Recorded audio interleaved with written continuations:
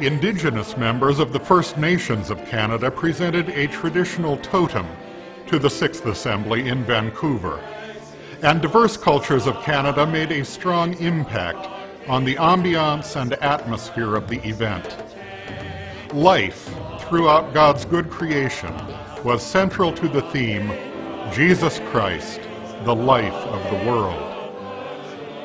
Worship took place in a great tent, and one highlight was the celebration of the Eucharist according to the Lima liturgy that grew out of the Baptism Eucharist Ministry consultations. As has been done by the Central Committee before us, that the production and deployment as well as the use of nuclear weapons are a crime against humanity and must be condemned on ethical and theological grounds. I think we have seen the result of the testing. At least the Marshallese are dying out now. My island that is up in the north is also contaminated. I too have 3 tumors in me. I'm about to have a surgeon, and I'm frightened. I don't know whether I should have children or not, because I don't know whether I'll have a child that is like a jellyfish baby. I don't know whether I will have a child that has 6 fingers, a child that has horn on his head. Early signs of climate change caused the Assembly to call for a conciliar process of mutual commitment to justice, peace, and the integrity of all creation. The First Gulf War broke out just 3 weeks before the 7th Assembly was convened in Canberra, Australia. Some delegates, especially from the Middle East, cancelled their travel plans in order to serve their people at home. It is not a religious war. It is not a just war. It is not a holy war. It is a war with definite political, military purposes or goals. It has been said that the Gulf War overshadowed consideration of other situations and demonstrated deep rifts among the member churches in attitudes toward war and the exercise of civil power.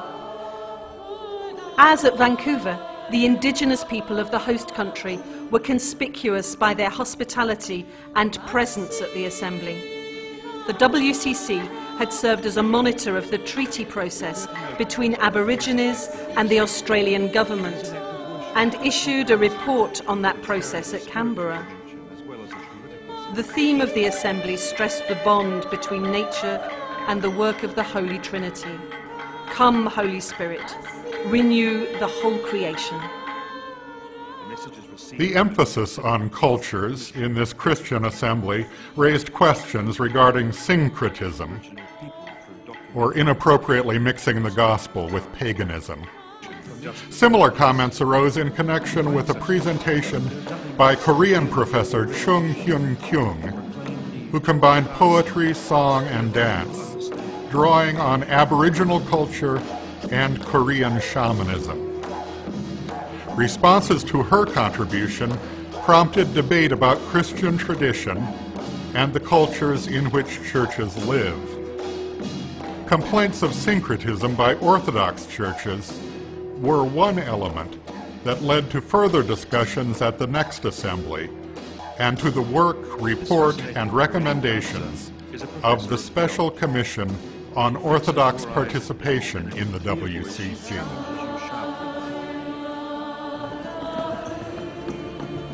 To mark the WCC's 50th anniversary, the 8th Assembly met in Southern Africa, in Zimbabwe, where the list of speakers included former South African President Nelson Mandela.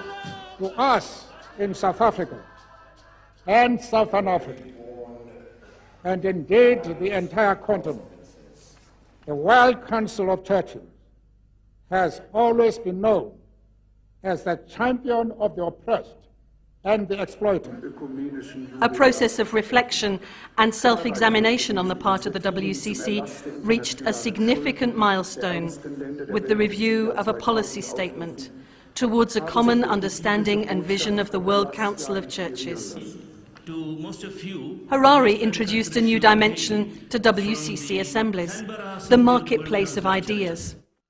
More than a visitors program or an exhibition hall, it provides ecumenical space for the building of community and sharing of stories and experience. I feel that we've gone through a generation of complainers. We are very good at the accusation side of prophecy, the denunciation side of prophecy, and we've lost hope. We've lost vision. In Harare, it was called a podare, the Shona word for meeting place or centre of community. Porto Alegre would employ its own local term, mutirão. In the message of the Ninth Assembly, Christians in Porto Alegre observed that we are made aware by assembly participants of cries arising daily in their home countries and regions due to disasters, violent conflicts, and conditions of oppression and suffering. Yet, we are also empowered by God to bear witness to transformation in personal lives, churches, societies, and the world as a whole. The theme of the Ninth Assembly was a prayer appropriate to any of the assemblies. God, in your grace, transform the world. The history of the World Council of Churches has taken us from Amsterdam to Porto Alegre by way of gatherings on each of the 6 inhabited continents. These have been landmarks along our way.